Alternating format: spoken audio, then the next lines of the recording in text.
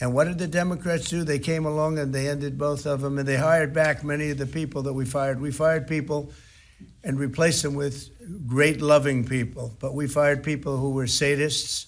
In many cases, they were sick. They were thieves. They were stealing. And they hired them back. The accountability, meaning the VA accountability, it was a big deal getting it passed because you have unions, you have all sorts of problems to go through. We got it through everything. And the Democrats, as soon as they got back, they hired many of the worst people right back, and we're getting rid of them. But I want to thank the two gentlemen standing behind me, and I'd like to ask you just to say a couple of words, and then we'll take a few questions if you'd like, and we'll sign the bill, and our veterans will be very happy about it. Thank you. Mike, do you want to start? Sure. Well, first off, thank you, Mr. President, for signing this bill today.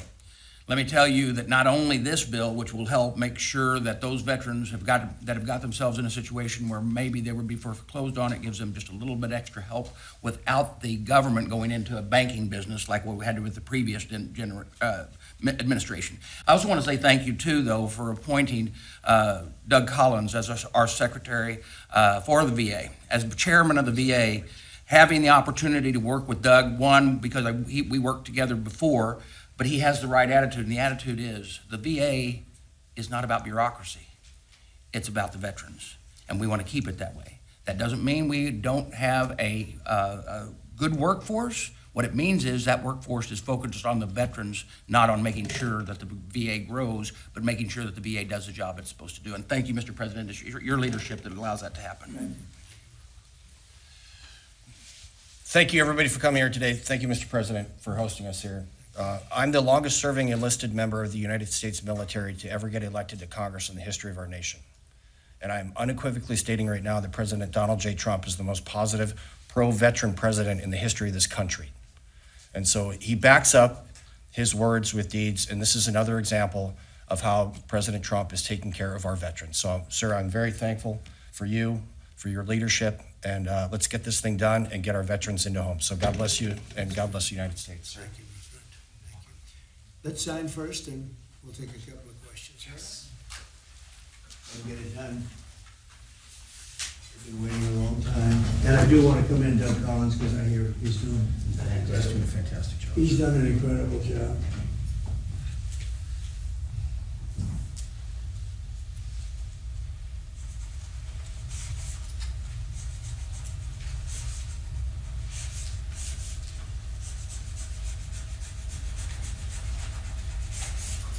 Okay. That's a good one. That's a good one. No auto pen?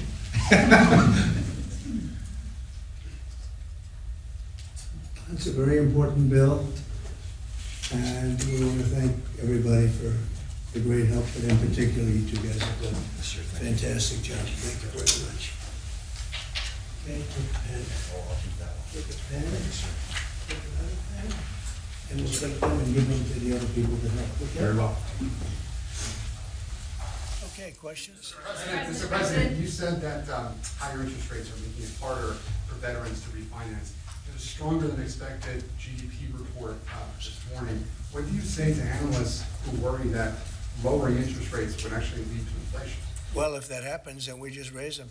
What you do is you lower them, and let's see if there's inflation. Right now, there's no inflation. Everybody thought there would be. All we have is billions of dollars of cash pouring into our country from other countries that took advantage of us for many, many years. You know, they were taken advantage of. We were like the stupid people that didn't know what they were doing. They took advantage of us. Other countries, friend and foe. And by the way, the friend was oftentimes much worse than the foe when it comes to trade. So if that happens, what you do is you raise your rates and you do what you have to do to stop inflation. But we're keeping the rates high, and it's hurting people from buying houses, and we don't want that. If for any reason that happened in a year or two, if there's some signs of inflation coming back, right now there's not. We have a great thing going. I think we're going to have the richest economy you've ever seen. We have money coming in that we've never even thought about at numbers that nobody's ever seen before. We have a deal with Japan where they're going to pay us $550 billion.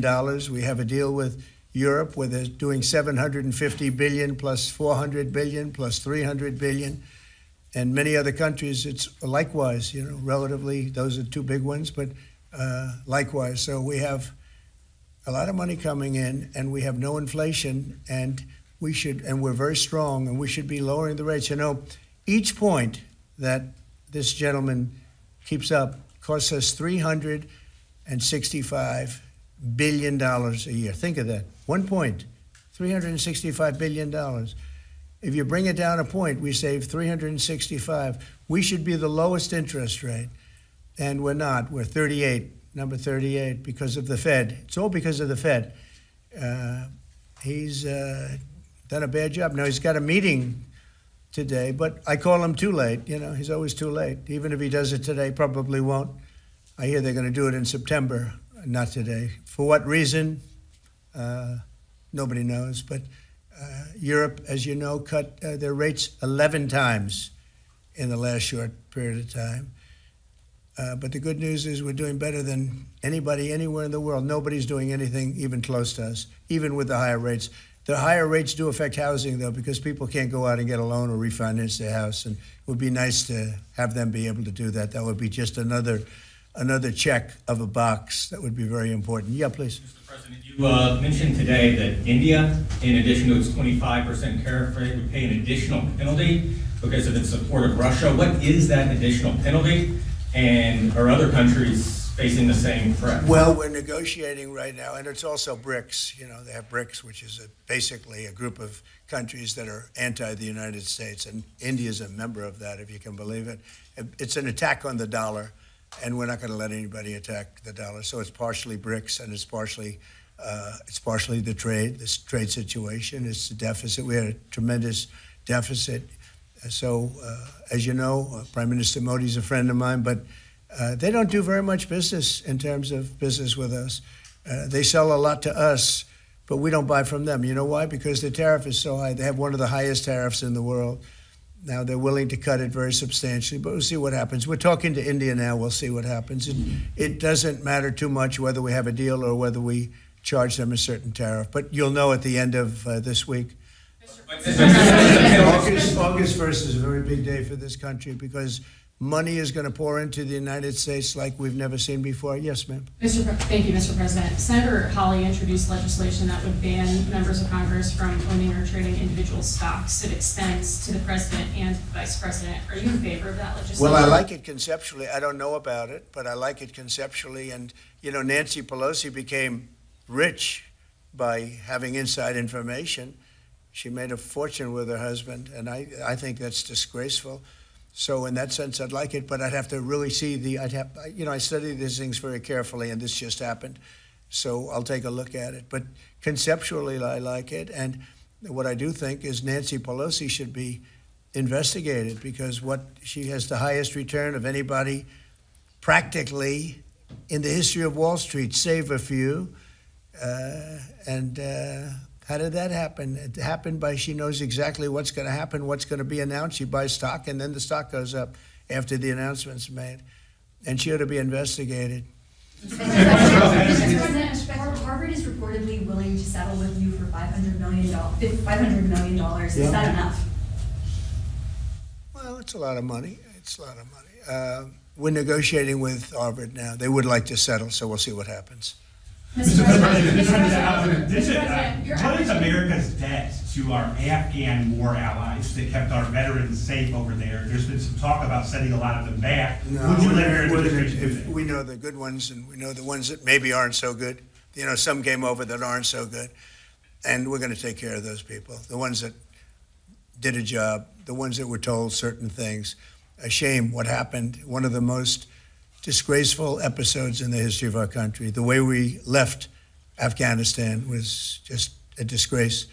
But I understand your question fully, and we'll take care of 90% of your question, okay? I know what you mean. Thank you very much. Mr. President, on the tariffs on India, are you still open to negotiate with India on the tariff front? Well, we're talking to them now. We'll see what happens. Again, India was the highest, or just about the highest tariff nation in the world.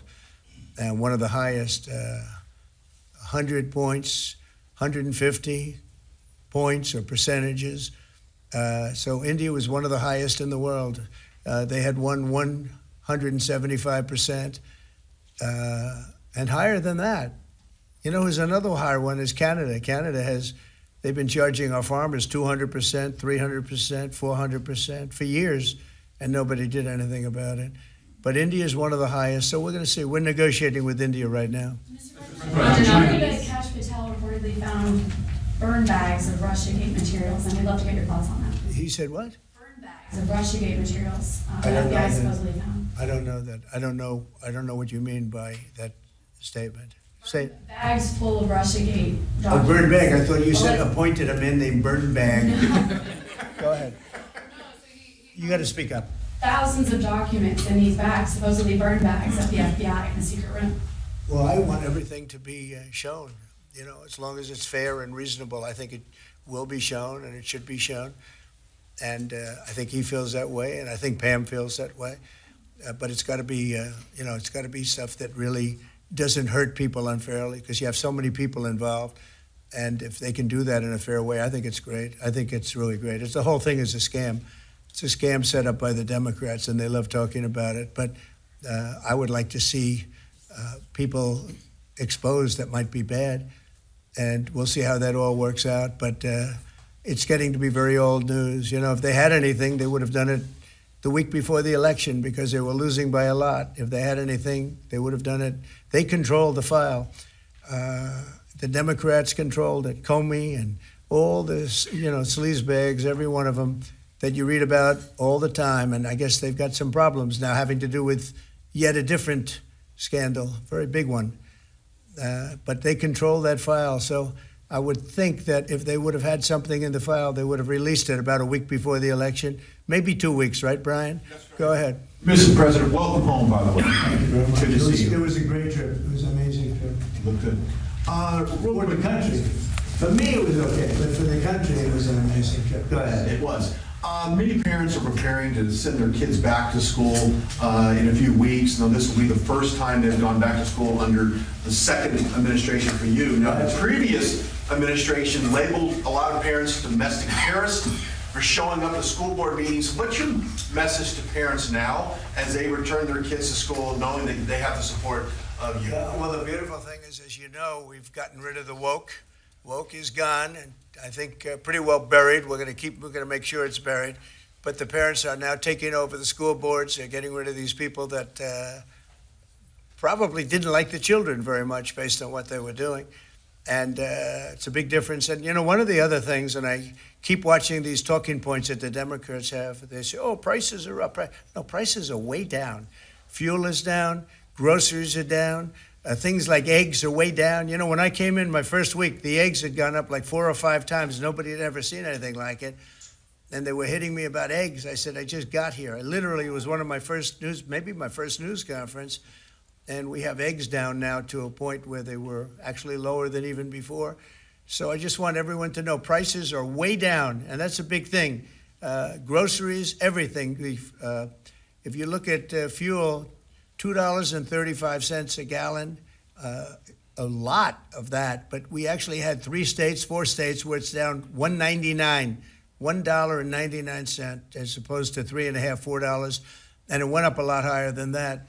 They got rid of my policy, and then it went through the roof, and then they brought my policy back, but it was too late. They blew it. We had the highest inflation in the history of our country, and now we have no inflation. We have nothing but cash coming in. The world respects us again. We're a really great, proud country, and I say it, I'll say it again, many, many leaders of other countries, I'm dealing with a lot of them today on their tariff situation. They owe us a lot of money. But many countries said to me, and almost in the same words, you were a dead country 1 year ago, and today you're the hottest country anywhere in the world. We are the hottest country right now anywhere in the world, and that's why we're taking care of our veterans. Okay? Thank you very much, everybody. China. Mr. President, on China, the Secretary Bessent briefed you today. We're moving along with China. We're doing fine with China. I think it's going to work out very well. We're right in step. I think we're going to have a very fair deal with China. Thank you. Mr. President, what did you think Epstein was stealing those women for? Thank you, press.